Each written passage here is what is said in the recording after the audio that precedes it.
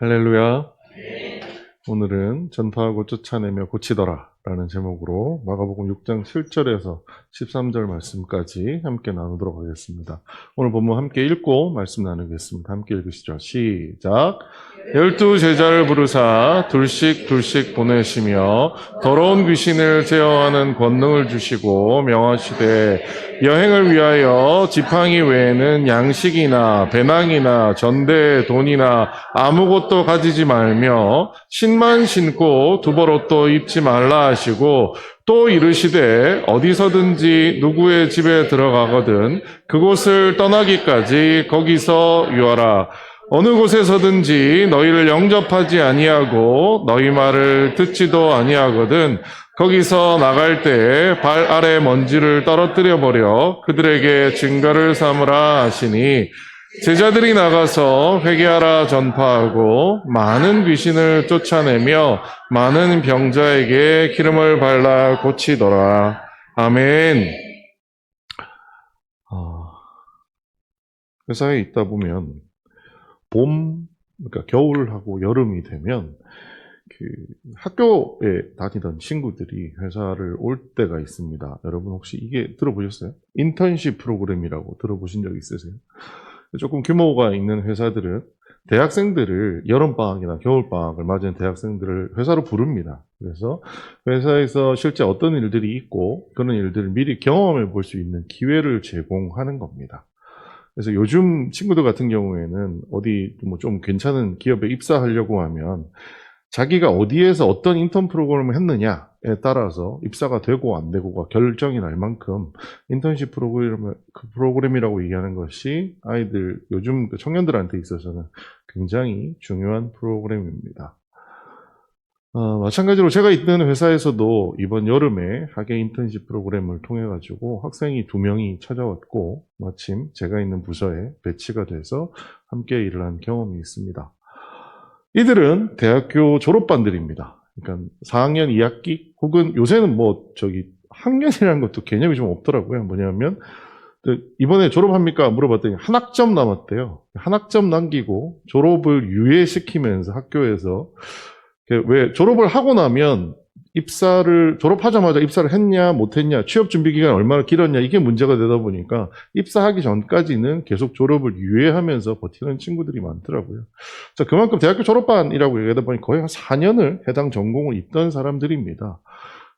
저희한테 온 2명의 친구가 패션을 전공한 어떤 공부를 한 친구들이에요. 그래서 4년 동안 다 배울 거 배웠고요.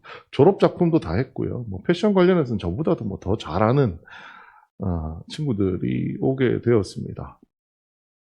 예전에 설교하다가도 그런 얘기 드린 적 있었던 것 같은데요. 여러분, 인턴들이 회사에 오면 어떤 질문을 할 것 같으세요? 한 번도 회사 생활을 안 해본 애들이잖아요. 회사에 왔습니다. 그 아이들이 제일 먼저 저에게 던지는 질문이 무엇일까요? 여러분이 연봉 얼마 주냐고요? 그쵸. 네. 근데 그들도 알고는 있습니다. 인턴은 연봉제가 아닙니다. 인턴은 월급을 주는 거고요. 심지어 저희가 했던 인턴 같은 경우는 회사가 월급을 주지 않습니다. 국가가 월급을 주는 거고요. 회사에서는 그냥 때리고 있습니다. 예전에 제가 SK라는 기업에 있을 때 한 10몇 년 전에 미국에서 우리 이름만 대면 알만한 대학들 있죠. MIT, UCLA, UC 버클리, 스탠포드 이런 대학을 다니는 친구들을 SK 그룹의 인턴으로 한번 한국에 데려온 적이 있습니다. 그래서 제 밑에서 그 인턴들을 데리고 있었던 적이 있었는데요. 정말 놀랍게도 그 미국의 유수의 대학에 다녔던 인재들이나 대한민국에서 그냥 패션을 전공했던 애나 저를 만나면 첫 번째 던지는 질문은 언제나 똑같았습니다. 어떤 질문을 던졌을까요? 궁금하시죠? 그 질문이 뭐냐면 화장실 어디냐예요. 뭔가 대단한 걸 질문할 것 같지만 사실 그들이 와서 저한테 제일 먼저 던지면은 쭈뼛쭈뼛하다가 저기 화장실이 어딘가요? 이 질문을 대부분 했었어요. 더군다나 지금 있는 회사는 제가 예전에 한번 말씀드린 적이 있는데 건물 4층짜리 건물인데요. 남자 화장실은 지하 1층에 하나밖에 없습니다. 그러다 보니까 이 온 인턴들이 공교롭게 남자애들이었거든요. 그러다 보니 아무리 봐도 같은 층에 화장실이 없으니까 2층 가면 화장실이 있는데 거기 여자 화장실밖에 없거든요. 그래서 이사님 화장실이 어디예요? 라고 묻는 거였죠. 자, 인턴들은 사실 생각보다 질문들이 엄청 많습니다. 너 궁금한 거 있으면 부담 갖지 말고 내가 뭐 이사다 이런 생각하지 말고 그냥 형이라고 생각하고 뭐 궁금하나 이런 거 있으면 물어봐라 라고 얘기를 했어요. 어느덧 알고 보니까 형이 아니더라고요. 제 친구의 아들과 동갑이더라고요. 그 친구들이. 네. 자, 애들한테 뭐 물어봐라 했더니 별놈의 걸 다 물어봐요. 월급은 얼마나 주나요? 회식은 맞나요? 프린트는 어떻게 해야 돼요? 점심은 어디서 먹어야 돼요? 뭘 입어야 되죠? 휴전서 주나요? 야근하면 밥 주나요? 슬리퍼 신어도 되나요? 퇴근 시간은 몇 시에 나가면 되나요? 정말 끝도 없이 물어보는데 와 정말 정신을 못 차릴 정도로 물어보더라고요. 하루 종일 저한테 와서 뭐 하나 시키면 제가 하나를 시키면 질문은 한 10가지쯤 되는 것 같아요. 그래서 제가 얘네들한테 붙인 별명이 뭐냐면 물음표 살인마들이에요. 뭐 일 하나만 시키면 한 질문 한 100개를 들고 오니까 와 내가 일을 시킨 건지 내가 일을 당하는 건지 모르겠다라는 생각이 들 정도의 친구들이었습니다. 생각해보면 그럴만하죠. 인터넷들이니까 직장생활 한 번도 해본 적도 없고 근데 제가 와서 좀 편하게 해주니까 그냥 편하게 와서 질문하는 것들이 보셨던 이런 질문들이었습니다. 그중에 이제 제일 황당했던 질문이 저거죠. 뭘 입어야 하나요? 여러분 회사에 뭘 입어야 될까요? 뭘 입어야 되냐는 질문에 대해서 제가 뭐라고 답을 해야 될지가 되게 애매했어요. 제 질문이 그래서 양복 입고 오게? 그랬더니 아니요. 그래서 뭐 입게? 뭐 반바지 입어야 되냐고, 입어도 되는 거냐고 물어보는 거야. 뭐 슬리퍼 신어도 되느냐고 물어보는 거예요. 그래서 그래도 돼요? 하고 눈이 동그래지는 거예요. 그래서 야, 회사에 일하러 왔지. 야, 패션쇼 하러 왔냐? 너 입고 싶은 거 입어. 편하게 입으면 돼. 다른 사람한테 위화감 조성만 안 하면 된다. 뭐 이런 얘기를 했습니다. 그 친구들과 한 2달, 3달 정도 지내면서 이제 조금 시간이 지나서 친해지다 보니까 이 친구들한테 네가 직장 생활 하면서 뭐를 해야 되는지에 대한 이야기들을 하게 되었어요. 그리고 한참 얘기를 하다 보니까 이렇게 질문이 많은 이유가 있더라고요. 왜 이렇게 질문이 많았을까요? 질문이 많은 이유는 한 가지였습니다. 혼나기 싫어서요. 왜? 직장 생활을 한 번도 해본 적이 없어 보니까 자기가 뭔가를 했을 때 그것들이 잘못된 행동이라서 직장에 있는 다른 선배한테 혼날까봐 그 혼나기 싫어서 이런 수많은 질문을 하는 거였었어요.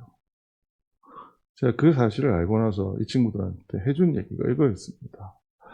안 혼날 궁리하지 말고 혼나는 걸 그냥 당연하다고 생각해라.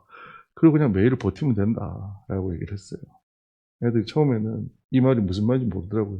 근데 이제 3개월 정도 지나고 나서 가는 길에 저한테 한 얘기를 했어요. 이사님 하신 말씀이 뭔지 알겠어요. 왜? 무슨 얘기를 했더니 혼나는 걸 두려워하지 말라는 말씀이 이제 무슨 말인지 알겠어요. 그래서 왜? 그랬더니 전 혼나면 죽는 줄 알았는데 죽이지는 않더라고요. 그거 좀 혼나면 될 거를 내가 왜 그 혼나는 게 싫어가지고 이렇게 전전긍긍했는지 모르겠어요.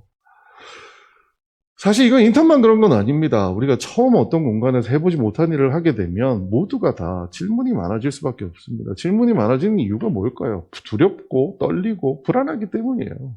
왜요? 안 혼나고 싶거든요. 왜요? 욕 안 먹고 싶거든요. 인턴들한테 한 얘기는 그거예요. 욕 안 먹으려고 애를 쓰는 그 노력을 가지고 차라리 다른 걸 잘하려고 열심히 해라. 그러면 좀 혼나도 너를 이상한 사람으로 취급하지 않을 거다. 그리고 너는 어느 순간 혼나지 않는 어떤 실력을 가진 친구가 될 거다. 라는 이야기를 해주었습니다. 자, 2번째, 그 친구들하고 한 달 정도 지났을 때 제가 해준 얘기가 이겁니다. 쓸데없는 그런 걱정, 질문 같은 거 하지 말고 뭐가 되든 좋은데 뭐가 되든 성공시켜라. 네가 뭘 하든지 간에 나한테 인정받는 성공이 아니어도 좋으니 네 스스로가 인정해도 네 스스로가 생각하기에도 만족할 만한 무언가 하나씩을 성공시켜서 가져와라 라고 얘기를 했어요. 그때 한 친구가 저한테 와서 전 이미 성공했는데요. 왜? 이 회사 들어온 게 성공입니다. 그러더라고요. 왜냐하면 저희 10대 1이었어요. 인턴 뽑는데. 10명 중에 1명 들어오는 건데 여기 이미 성공한 겁니다. 그래서 좋은 경험했다. 그런데 뭔가 나가기 전까지 네 손으로 뭔가를 해서 성공하는 경험을 한번 해봐라 라고 이야기를 했어요. 그리고 마지막으로 한 얘기가 뭐냐면 3개월 딱 하고 아니다 싶으면 더 여기에서 머물러서 삐대서 여기에 오래 남을 생각하지 말고 아니면 빨리 그냥 딴 데로 가라. 그게 좋은 거다 라는 얘기를 해요. 요새 제가 같이 일하는 직장에 있는 친구들하고도 그런 얘기 합니다. 이제 곧 연말이잖아요. 그럼 여러분, 연말 되면 뭐가 있는지 아세요? 연봉 협상이라는 걸 하게 됩니다. 대부분의 회사는 협상을 하지 않고 통보를 하기 마련인데, 연봉 협상을 하다 보니까 연말이 되면 친구들이 마음속에 설레합니다. 내년에는 연봉이 얼마나 올라서 내가 좀 한 달에 얼마라도 더 가져갈까 이런 고민들을 하죠. 제가 이 친구들한테 단호하게 얘기합니다. 연봉이 오르고 싶으면 일을 잘할 생각을 하지 말고 이직을 해라라고 얘기합니다. 요즘 회사의 분위기에서 한 회사 내에서 일 잘한다고 연봉 안 올려줍니다. 이직을 해야 되거든요. 그래서 이 친구들한테 한 얘기가, 야, 아니다 싶으면 빨리 그냥 가라. 니네 여기서 그냥 버티면서 시간 낭비하지 말고, 요즘 그런 세상 아니다. 어느 한 군데 오래 있는다고 해서 그것을 인정받는 세상 아니니, 아니다 싶으면 빨리 바꿔서 너한테 맞는 직장을 찾는 게 더 중요하다라고 얘기를 했어요. 제가 그 친구들하고 얘기를 하면서 제가 정리했던 인턴십의 목적입니다. 첫 번째, 학생의 특권을 포기하는 경험을 가지고 생존력을 확보하는 겁니다. 이 친구들이 학교에 있으면은요, 4학년입니다. 여러분, 1학년한테 4학년은 얼마나 클까요? 대학교 신입생이 딱 들어가 보면요, 4학년만큼 큰 사람이 없어요. 근데 그 4학년들이 그렇게 가장 누나의 역할을 하다가 갑자기 회사에 들어오는 순간 뭐가 돼요? 제일 쫄병이 됩니다. 그들이 가지고 있는 특권, 4학년이라는 특권을 포기하는 경험을 했을 때 그들은 비로소 이 세상에서 살아남는 방법을 배우게 된다는 거죠. 니네 회사 와서도 네가 4학년이고 네가 뭘 되게 잘한다 이런 생각하면 안 된다라고 가르쳤습니다. 두 번째, 주어진 업무에서 뭐가 됐든 성공해라. 성공하게 되면요, 그 성공이 크지 않아도 됩니다만 그 성공이 그들로 하여금 자존감을 갖게 만듭니다. 아, 나는 뭔가 할 수 있는 사람이구나 라는 생각을 하게 만든다는 거죠. 세 번째, 다양한 환경 속에서, 한 회사 말고요, 다양한 환경 속에서 니네 한계를 좀 경험해봐라. 이 회사가 마음에 안 들어? 딴 회사 가라. 이 회사 네가 보기에는 네가 하면 더 잘할 것 같지, 네가 대표하면 더 훌륭할 것 같지, 근데 막상 해보면 아닐 거거든. 근데 네가 지금 대표를 못하니 딴 회사, 이 회사, 저 회사를 막 옮겨 다녀봐봐. 자, 그러다 보면 뭐가 보이냐 하면 결국 문제는 어디에, 누구한테 있다고요? 회사에 있는 게 아니라 나한테 있는 거예요. 그걸 깨달을 때쯤 되면 너희도 겸손함이라고 하는 것을 너희 마음에 장착할 수 있게 될 거야. 그게 요즘 세상에 인턴십을 하는 목적이다라고 아이들한테 가르쳐준 바가 있습니다. 지난 여름에요. 2달이었나 3달 정도 하고 나서 결국은 한 친구가 저한테 오더라고요. 이사님, 저 이 회사에서 더 일하고 싶은데요. 그래서 제가 봐도 일 참 잘하는 친구예요. 근데 저희 회사가 사람을 뽑을 계획은 없었어요. 인턴십만 할 뿐이지. 그래서 내가 큰 회사에 추천서 써줄 테니까 들고 그 큰 회사를 가라. 그래서 이 친구는 조금 큰 회사로 입사를 하게 되었습니다. 그리고 실제 지난 봄에 인턴으로 있던 친구는 딴 회사를 보낸 게 아니라 인턴십을 하다가 너무 일을 잘해요. 그리고 저희 회사도 마침 사람을 뽑을 기회가 있다 보니 이 친구를 정규직으로 뽑는 일이 있었습니다. 뜬금없이 왜 회사 인턴십에 대한 얘기를 하느냐? 오늘 본문 말씀하고 참 이어져 있는 것 같아요. 우리의 신앙이라고 얘기하는 것이 처음부터 자란 아름드리 나무 같은 신앙을 이제 여기 계신 분들이라면 가지셨을 거라고 생각합니다만, 그럼에도 불구하고 우리가 교회 안에서는 마치 대학교 4학년처럼 그런 신앙일지 모르겠으나 이 신앙을 들고 밖에 세상에 나가게 되면 어쩌면 그거는 직장의 인턴십하고 비슷하지 않나라는 생각을 해보게 됩니다. 그래서 오늘 본문 말씀에 예수님께서 자신의 제자들에게 인턴십을 시키는 얘기가 있길래 이 이야기로 오늘 말씀을 시작했습니다. 여러분, 마가복음에서 예수님께서 제자를 부르셨던 이야기는 오늘 본문뿐만 아니라 1장과 3장에 각각 나옵니다. 각각에 대해서 설교한 바가 있는데 굉장히 오래되어서 여러분 다 잊어버리셨을 거예요. 1장에 우리가 예수께서 이르시되 나를 따라오라 내가 너희로 사람을 낚는 어부가 되게 하리라 하는 말씀을 가지고 말씀 나눴던 거 기억하세요? 우리가 이 말씀 때문에 착각한다는 거죠. 사람을 낚는 어부. 그러다 보니 뭘 잘하는 사람을 예수님께서 뽑았다라고 우리가 착각을 하게 되냐면, 야, 사람을 미끼 같은 걸 가지고, 낚시할 때 미끼 가지고 고기 잡잖아요. 막 미끼 같은 걸로 사람을 잘 낚는 사람을 예수님께서 낚시하는 걸 잘했던 친구들이니까 얘네들을 데려다가 제자를 삼았다라고 우리가 생각하기 쉬운데, 실제 본문에는 사람을 낚는 이라는 낚다라는 표현이 없다라는 말씀을 드렸어요. 기억하실지 모르겠어요. 그래서 예수님께서 제자들을 부르신 이유는 낚시를 잘하기 때문에 불렀던 게 아니에요. 예수님이 그 제자, 어부였던 제자를 불렀던 이유는 한 가지예요. 그들은 낚시하는 사람들이 아니었어요. 여러분, 어부들은 낚시하지 않습니다. 어부들은 뭐 하나요? 그물을 던집니다. 근데 그 당시에 그물을 던지들은 그 어부들의 특징이 뭐냐면, 그물만 던지면 물고기가 확 나올까요? 안 나옵니다. 그래서 그 당시 갈릴리 어부들의 특징은 뭐냐면, 자, 그들을 불렀던 이유는 물고기 잡는 일과 전도하는 일에 공통점이 있었기 때문이에요. 근데 그 공통점이 뭐였냐? 그들은 어부로서 성실하고 순종하고 겸손한 자세를 가지고 있었기 때문입니다. 그래서 그들을 어부로 불렀던, 예수님이 사람을 낚는 어부로 불렀던 거지, 저들이 낚시하듯 미끼로 사람을 잘 끌어온다라고 해서 불렀던 것이 아니다라는 말씀을 나눴던 적이 있습니다. 자, 두 번째는 산에 오르사 자기가 원하는 자들을 부르시니 나온지라 이에 12를 세우셨으니 이는 자기와 함께 있게 하시고 또 보내사 전도도 하며 했던 요 3장에 있었던 구절로 예수님께서 제자를 불렀던 이야기를 드린 적이 있습니다. 왜 예수님은 그 당시에 예수님 주변에 큰 사람들, 무리들이 많이 있었어요. 근데 왜 볼품없는 정말 무슨 어부에다가 세리에다가 그 세상에서 가장 욕먹는 자들을 불러서 제자로 세우셨을까라는 질문을 그때 드리면서 나눴던 얘기가, 그들에게 예수님께서 하셨던 일들을 그들에게 똑같이 시키기 위해서였다. 그리고 그거를 저는 그 예수님께서 하셨던 일이 뭐냐면 가치를 부여하는 일이었다. 그들을 통해서 야, 너 가가지고 나 대신에 돈 좀 벌어와, 이게 아니라 너희들 정말 내가 봐도 별로, 사람들 사이에서 별로인 사람들이지만 내가 너희들을 친히 뽑아서 너희들을 가르칠 테니 나 같은 훌륭한 사람이 되어서 다른 사람들에게 복음을 전하는 사람이 되렴, 이라는 목적에서 예수님께서 원하는 사람을 불렀다라는 거죠. 예수님께서 지금은 가치가 1밖에 안 되는 사람이지만 예수님이 불러주셨더니 그때 그들이 어떻게 됐어요? 예수님의 제자들이. 여러분, 영어권에 가면 존이라는 이름 들어보셨죠? 존이 누구죠? 요한이에요. 매튜 있어요. 매튜가 누구죠? 마태예요. 마크가 있어요. 마크는 누구죠? 마가예요. 물론 마가는 예수님의 제자는 아닙니다만, 예수님의 말씀을 듣더니 그 당시는 별것 아니었던 동네에 고만고만하는 사람들이 이제는 전 세계 사람들이 그들의 이름을 따라서 자신의 자녀의 이름을 혹은 성을 붙여서 쓸 만큼 위대한 훌륭한 사람들을 예수님께서 만들어 주셨다는 거죠. 그게 바로 예수님께서 제자를 부르실 때의 원리였던, 가치를 추구하는 것이 아니라 가치를 부여하는 원리였다라는 말씀을 여러분과 함께 나눈 적이 있습니다. 자, 그런데 그렇게 제자들을 부르셨지만 사실 우리가 본문을 쭉 읽어오면서 지금까지 오면서 제자들과 예수님이 떠난 적이 있을까요? 제자들이 예수님을 떠나서 제자들끼리만 있었던 적이 있을까요?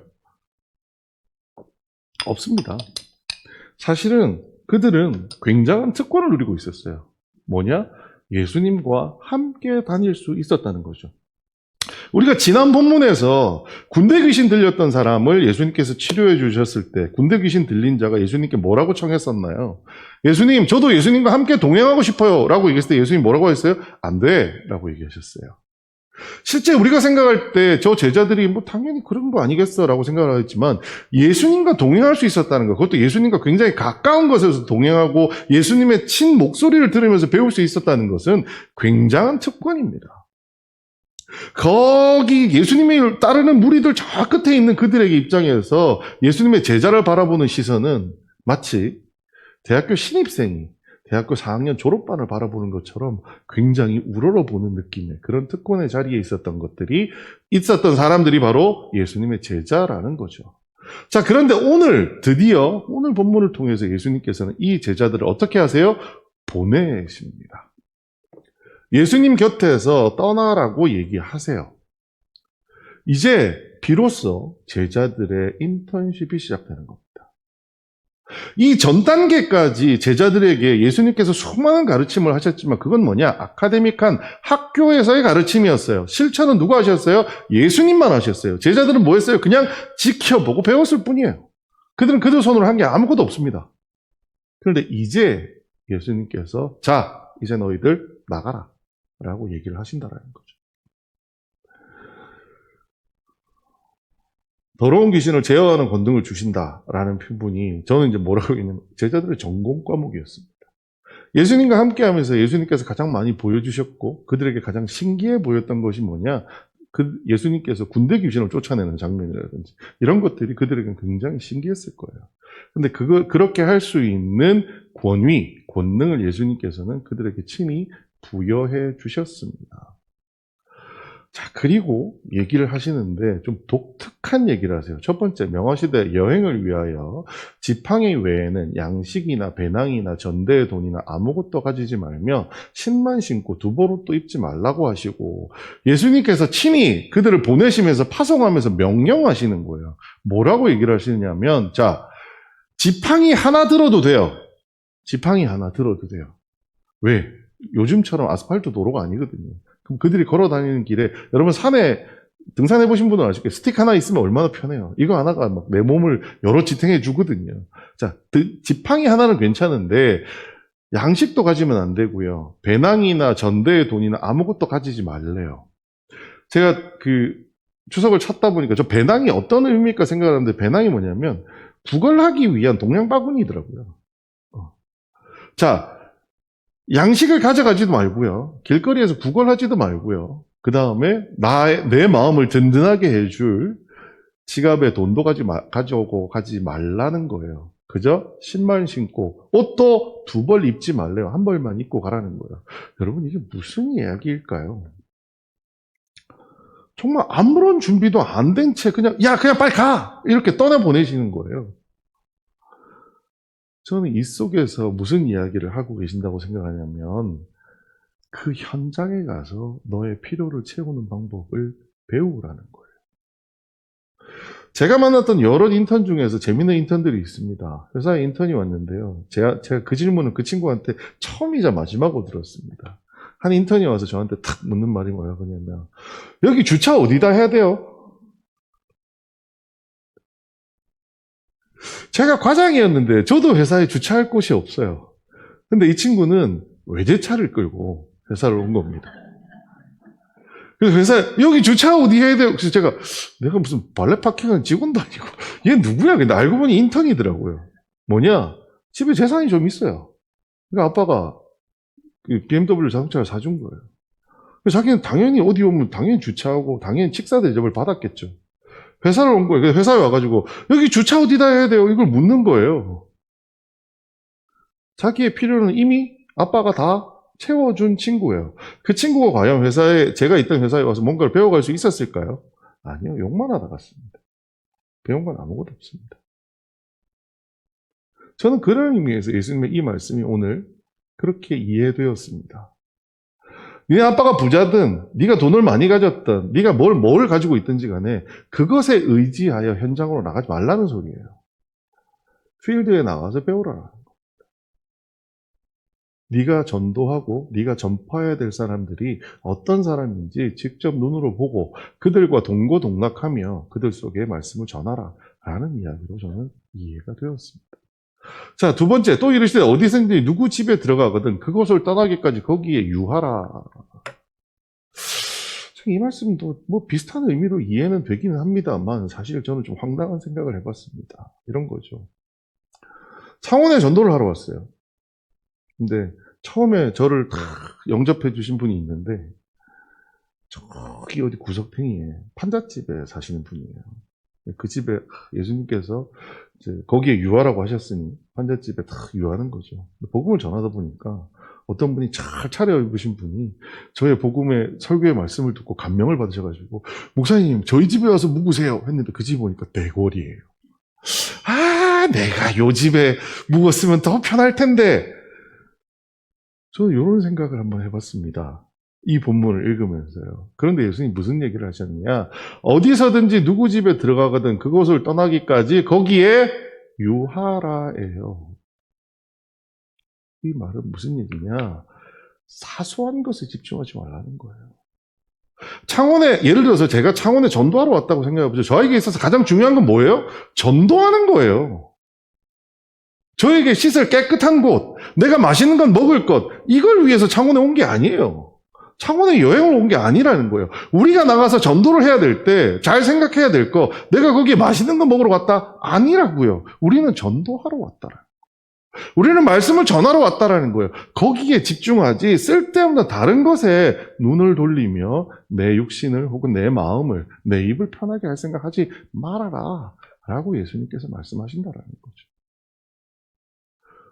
또 이렇게 얘기하십니다. 또 어느 곳에든지 너희를 영접하지 아니하고 너희 말을 듣지도 아니하거든 거기서 나갈 때 발 아래 먼지를 떨어버려 그들에게 증거를 삼으라 하시니, 사실은 이 본문은 굉장히 난해한 본문 중에 하나입니다. 여러 주석에서 이 본문에 대한 해석들이 의견이 분분하더라고요. 근데 다만 제가 오늘 여러분에게 드리고 싶은 이야기는 이것이에요. 배울 것이 없다면 다음 인턴십으로 빨리 가라는 거예요. 네가 여기서 이렇게 말씀을 전해봤는데요. 답이 안 나와요. 자, 복음을 받아들이는 건 여러분 어떻게 생각하세요? 복음을 받아들이는 것은 내 화술에 의해 결정이 날까요? 여러분 전도 해보신 분들은 아실 거예요. 정말 우락부락하게 이상하게 생긴 아저씨가 있어요. 내가 저 사람한테 예수님 얘기를 하면 과연 저 사람이 들을까? 라고 하는 사람인데요. 희한하게 가서 얘기를 하면 찰떡같이 알아듣고 너무 고맙습니다라고 얘기하는 경우 만나보시는 적이 있을 거예요. 왜요? 우리가 복음을 전파한다는 것은 내 입술의 권세로 하는 게 아니에요. 누가 하시는 거예요? 성령님과 하나님이 하시는 거예요. 자, 예수님 제자들한테 가서 얘기하는 거예요. 너희 가다 보면 여러 마을을 거칠 수밖에 없어요. 그런 마을 중에서 하나님이 선택하신 곳이 있을 거고, 한 사람이 선택한 백성이 있을 거고, 지금 복음을 이 친구한테, 이 제자한테 받아야 되는 도시가 있을 거고, 사실은 이 도시는 이 제자한테는 안 받지만 다른 사람을 통해서 복음화가 되어야 될 곳이 있을 거예요. 하나님 나름의 섭리를 가지고 정해두신 것이에요. 자, 우리가 갔는데 그곳에서 안 된다고 해서 우리가 막 애를 쓰면서 하나님 이거 되게 해주세요, 제발. 안 해도 된다라는 거예요.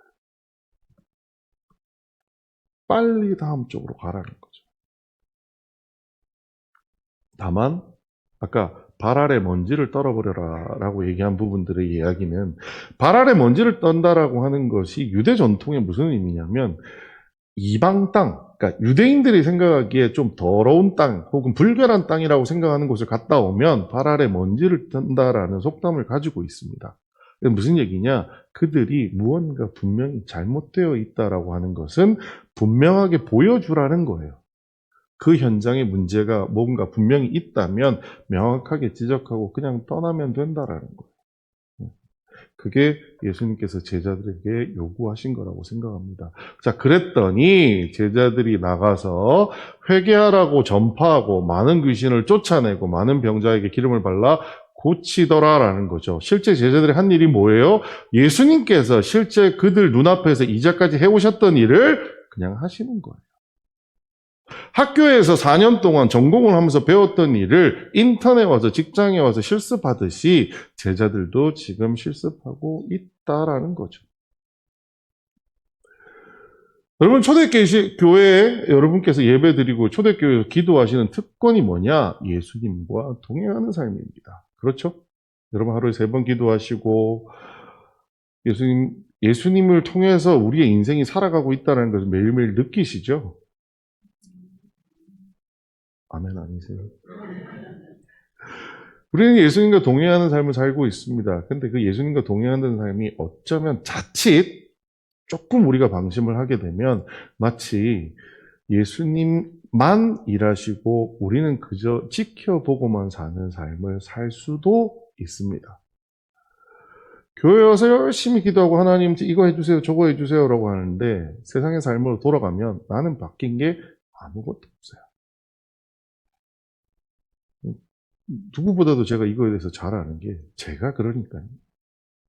여기 와서 이러쿵저러쿵 설교를 하지만 삶의 현장에 돌아가서 보다 보면 어떤 행동을 하고 나서 아이쿠, 또 그랬네 라는 생각할 때가 한두 번이 아닙니다. 근데 주일날 오면 행복하죠. 예수님, 지난주에 또 그랬네. 잘못했어요. 그게 어찌 보면 예수님과 동행하는 삶이라고 하는 특권이 주는 일인 것 같아요. 근데 오늘 우리는 그렇게 동행하지만서도 또 다른 측면에 대한 생각이 필요합니다. 뭐냐 하면 이제 우리도 인턴십을 나가야 된다는 거죠.